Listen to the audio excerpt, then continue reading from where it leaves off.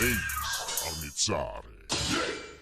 Hello, Simon Rainier, Links Armizzare out of Gamble River, British Columbia. And let's play with the Shillelagh. It's not, strictly speaking what you would call like a hemo weapon. There's not really much in the way of written sources.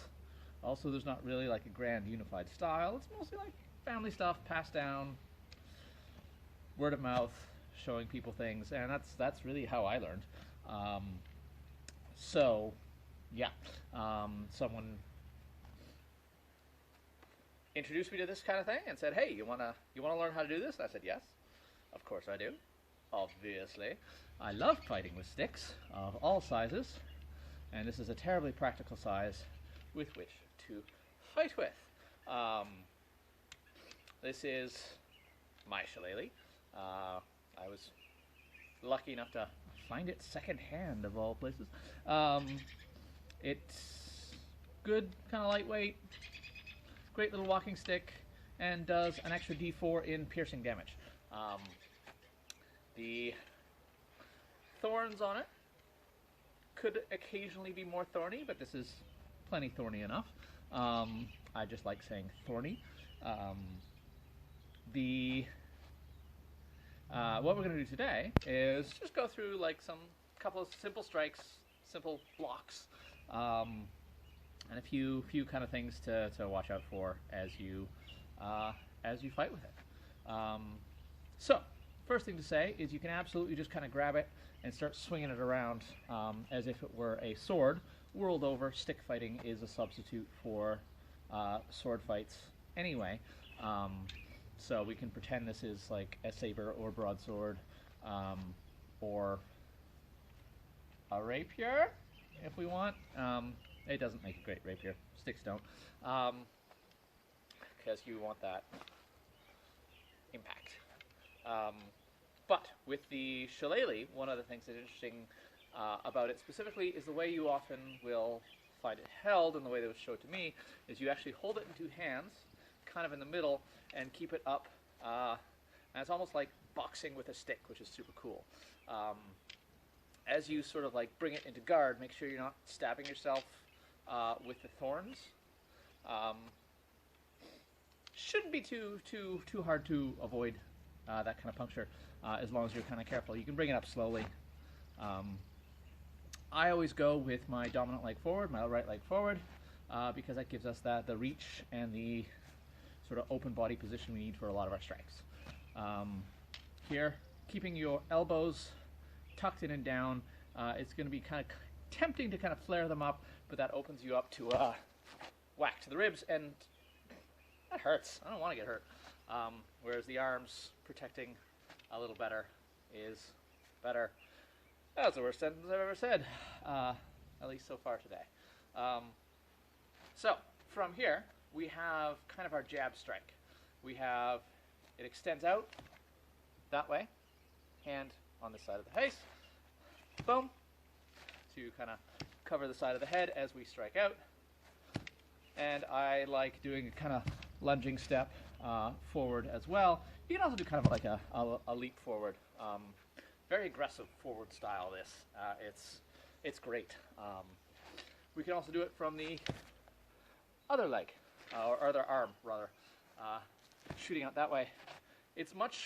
Feels much weaker for me coming out with my left. Probably that means what I need is more practice, but I'm very, very right dominant handedness. Left hand stupid. Doesn't feel comfortable at all. So, 1, 2. We can fly backwards as we do it as well, but forward is almost universally better. Coming out, forward, back, side, why not? Aha! Next up, that's kind of our strike 1 and strike 2, call it, for now. Next up we have our big sweeping strike.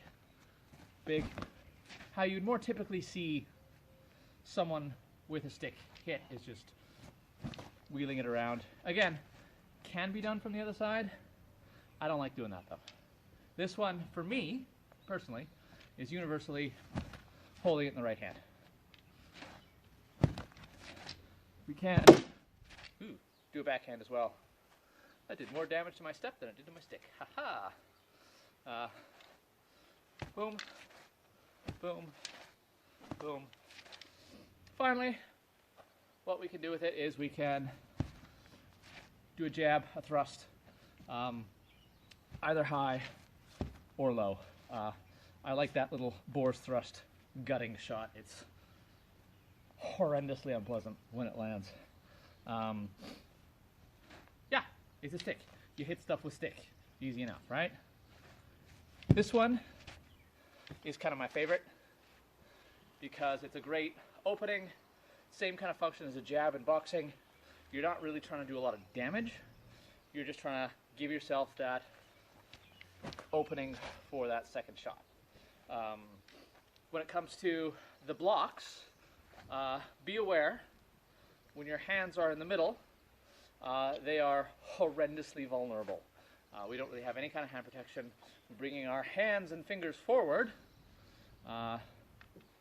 these, and this expression, don't trust anything you can count on. So make sure we are always willing to pull those hands away without sort of like exposing our head to being smacked. So just being aware of it. One of the other nice things about the thorns is it does occasionally catch the stick, the other guy's stick, as it sort of tries to slide down towards your fingers. Gives that extra little protection, bounces off clear. It's kind of cool. Also makes it harder for them to just kind of grab your stick, because, ow, I don't want to grab that if someone's swinging it around. So, keeping your hands safe, always being aware that they are a target. We have a few different parries. Bring it up to the side here, up to the side here. Bracing it against forearm, catching it, boom. Also leads to a great jabbing follow-up. Boom. If we want to do that. Always good idea, even when thinking of defense, to also think of offense as well. Best defense, good offense, etc. So as we are coming to parry ourselves, be aware that counter strikes are a thing. Grabs and grapples are also super, super cool with a stick in the mix. 1, 2. We can, in theory, cover a straight down blow like this. I don't like doing that though, because it's way, way too exposed. If someone's striking down and someone parries horizontally like that and you pull short, you're now inside their guard. If I do catch it there, I don't really have a lot of follow-up. I could try to like do some sort of weird twisting shot, but that is not an effective shot at all. Instead, if someone's coming down for a straight down blow, sidestep away, catching it, and as you come, leads to a nice follow-up there. You can theoretically do it the other way as well. Again, I don't like that shot with my left hand, but that's me. Boom. We can also do sort of the horseman's parry, off to the side, taken right from Saber. Saber fighting, not Saber, my cat, who's, I think he went back inside. So, quick review again. 1, 2, 3, 4, 5, 6. These are not numbered according to any system. It's just kind of the cuts, the strikes we're going through.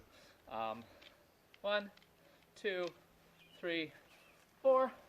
If we're blocking down low, we can raise our leg up. This is one of my kind of like favorite little blocks there. Raise the leg up to cover. Same on the other side. Or we can just kind of like do a sweeping down sort of fencing parry as well if we're covering the low line. But, as always, if you are covering the low line, covering your leg specifically, it's generally a better idea to pull the leg back and punish the hand or the head that has exposed itself by striking a low target. Always worth practicing that slip the leg no matter what system you're doing. So, hope this has been kind of exciting. Strike out with a jab, the cross, thrusts, etc. I just miss fighting people and want to fight with sticks again, and swords, and all that kind of thing. So, cheerio, have a good day, talk to you soon.